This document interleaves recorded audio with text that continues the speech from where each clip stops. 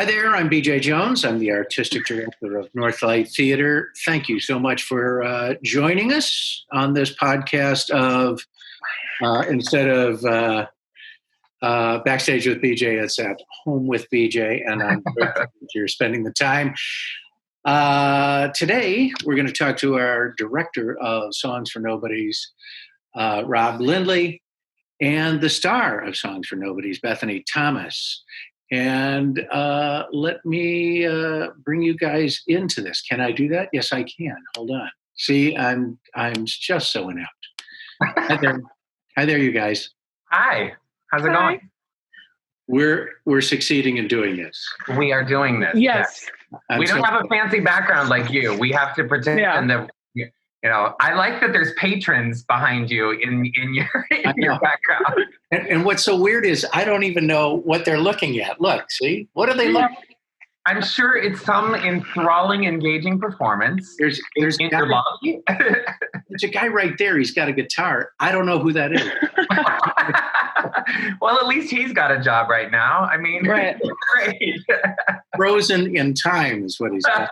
Right. It reminds us of the yesteryear of live theater when we could all be in the same room. I know.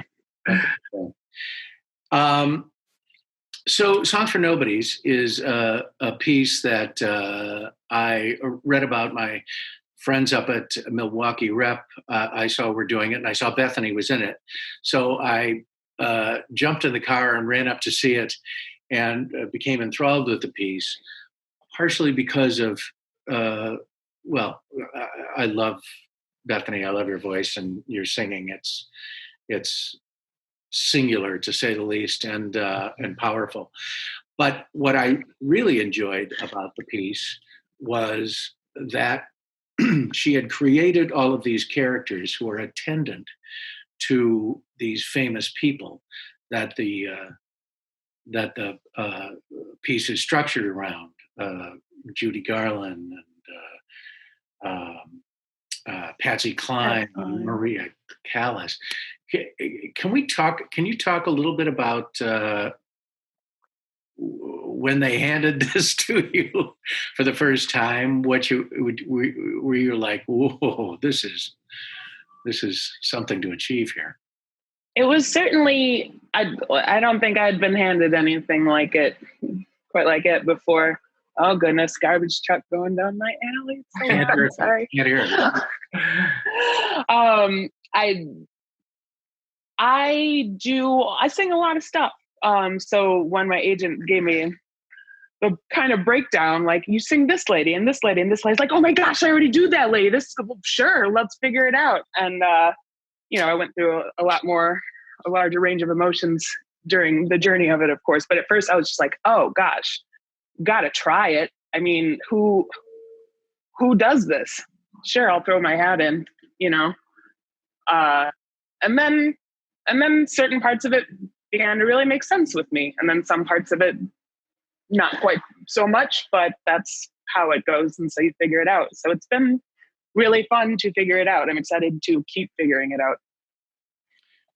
And Rob, you went up and saw it as well. I did. And I had kind of a similar reaction to you. I feel like when you hear about this piece that someone's going to be doing Judy Garland, Patsy Cline, Edith Piaf, Billie Holiday, and then Maria Callas. Like, the Maria Callas part for me is what makes my jaw hit the floor, because the first four vocalists, I can you might know one other actor who could maybe hit them, but then to all of a sudden launch into one of the greatest sopranos of all time, there's not very many people in the world who can do it.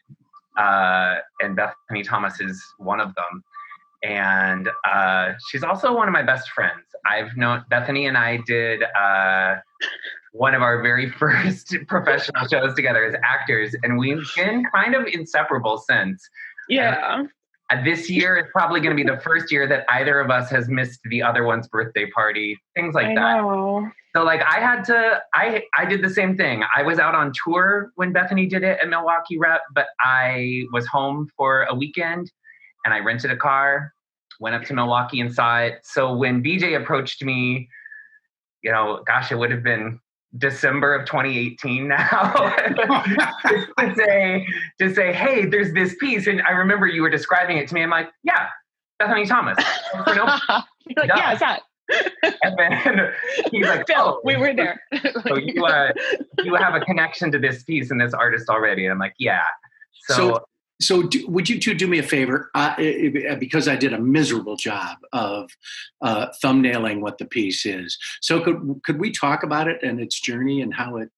Joanna Murray Smith is the playwright who created it for a performer in Australia, and so obviously this is quite different because Bethany, you're personalizing it through yourself and for yourself. Can you describe it better than I did, please?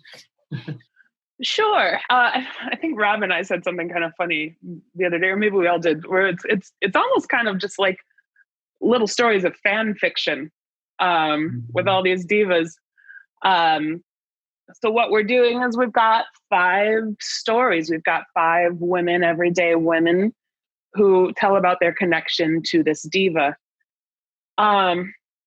It's funny, the more that I'm thinking about it right now, it's called Songs for Nobodies. So you kind of try to find a through line and just like what a song or what a person or what a moment can mean to somebody else, you know? But right now I was kind of paging through it and I'm thinking about just like what actual like physical intimacy actually adds to those connections. Like our first story is a woman who meets Judy Garland in a bathroom and sees that her hem has come undone and she wants to fix it for her. And there are these stories about this woman, and it's not just like, oh, she said this and it meant so much to me. It's like, I smell her.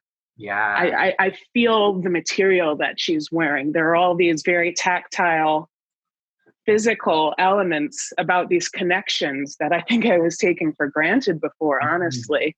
Yeah. But so we get to hear 5 different stories kind of like that. A woman who meets this larger than life, you know, diva, and just how that changes them and maybe what each other learned about themselves because of the encounter. So for you dear listeners at home, if you're keeping track, that means Bethany Thomas plays 10 different people in this. She's doing 5 monologues, which then go into 5 different well-known divas, and really is doing the job of 10 in one show. No, just... It's pretty extraordinary, though. One of the things I keep thinking about it, and we have integrated this into some of the design plans, is really thinking about things like intersections in life and Venn diagrams and moments where things overlap and commonality. I think the title kind of the piece kind of sets us up with a buffet where we can all feel like we're nobodies at some point, and what's the difference between a nobody and a star.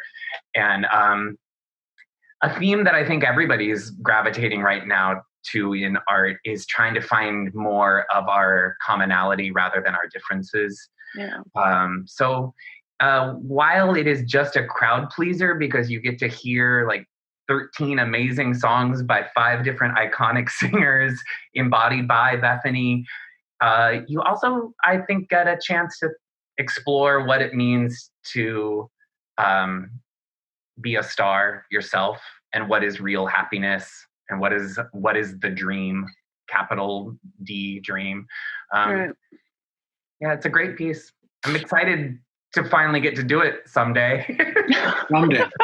I know this is so hard. Our audience, I'm sure, is I think we all want to get back into the theater, both making the theater and being involved in it. And actually, what's great about this piece, what Joanna has done, which is quite inviting and kind of brilliant, is that she's created these other human beings, not unlike ourselves, who are the gateway, the door to these very famous people.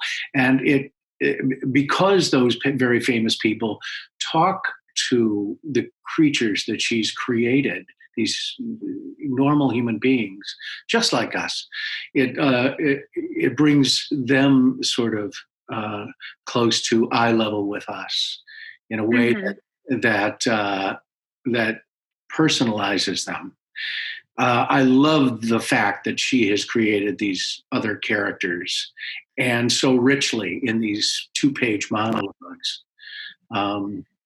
I think about the librarian who actually, it's through her father's story in World War II that she becomes close to Edith Piaf. I love that story. Because, I do too. Yeah. Because it's her own, that's how she could access Edith Piaf, actually, was through her father, through literature, through audio, and taking the journey. That's what's really great about the piece, is because it invites me, the audience member, into it. It's also, there's a temptation, I think, to think of this piece as some kind of cabaret piece, and it's not. It is. No. It's kind of a play. Yeah, I do. When I'm doing it, it feels more that way.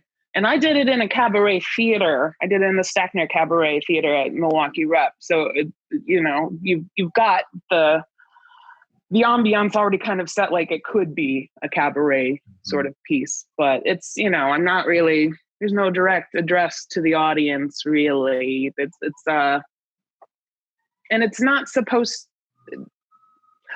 it's something where, of course, I'm feeding off their energy, but that's not necessarily kind of what drives it, where that can definitely be the, what it is during a cabaret. It doesn't feel like that to me at all. Yeah, I would say it's more like a play.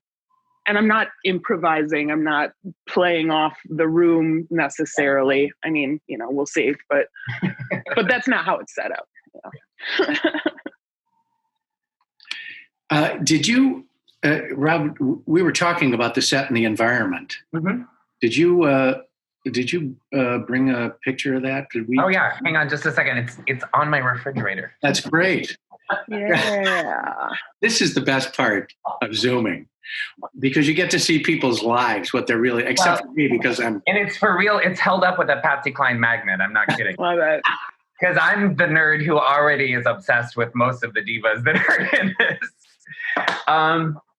So I don't know how well you can see it, but it's a real pretty set design by Jeff Kimmick. And you can see that the platforms she's on are actually echoing that feeling of a Venn diagram. So we've got 5 different circles and they overlap with each other. And that is actually a real picture of Bethany Thomas standing in the middle singing. And then we're doing a lot of really cool things where we've created, I wanted to think about what are 5 essential gestures or 5 essential props. What are the simple things that we can define each of these women and these chapters? So one of the ways we're doing that with sound design and props is that we're using iconic microphones. So we have done our research and done historically accurate microphones that are practical, that will actually work. So each of the divas has a microphone that you might associate with them. So Judy Garland has one with a cord. Judy liked a lot of chords, choreography. I don't know if she liked them. She had to deal with them. But yeah, that's part of it, though. I'm part really of it. excited. Part of the architecture of Judy Garland is that. So we've got that for her. We've got kind of the iconic round with a star in the middle of it for Piaf. And I'm not going to give away much more. Yeah. I want everyone to have something to look forward to next spring. Surprise moments, and but that was the way that we started approaching the design work. And then hanging from the top are tons and tons of microphones, or what look like microphones, and they're actually going to be practical lighting instruments. There's a lot of talk about the firmament and stars. So we're doing this kind of big metaphoric gesture that echoes those 5 microphone choices on the ground. We're going to do something beautiful and architecturally symbolic. What's interesting about that, I think I can I can say this, I hope you don't mind, is that all those microphones, it's tough to resource all because there's like 100 of them. I mean, it's going to be, it's going to be stunning. Gorgeous. But they're all, most of them are going to be made by one of those are being made by one of those 3D printers. Yeah. Even though as we speak, they're being cranked out at the shop, and they look great. Yeah, at one of our first production meetings, we were like, well, we can do this, but they take a long time to print. So we'll have as many ready when we go into production as we can. And now that 3D printer still has a job during quarantine. So well, right. We might have more than we ever needed. Perfect. We're going to make them for all over the country. Yeah, so we are in the business of finding silver linings. So there's one right there. Well, the show's a silver lining, and we're excited to do it. We're excited to have Bethany, and I'm sorry we moved things around. It's you guys are really patient with us, and I'm very grateful. Listen, we're grateful that we just get up and canceled. We'll take move to. And it's nice to have a start date for myself, even though it's next spring. Now I have something. Sure. That's my next. When your iCal says what's next for you, mine says they're all in April 2022. Well, 21. It could be May 5th. It could be May 10th. There we go. We're not copping to anything right now because that's right. Things are different. Thank you both for joining me. I really appreciate it. Yeah. All right, we'll talk soon. Songs for Nobodies next May at Northlight for sure. For sure. All right, bye-bye. Bye.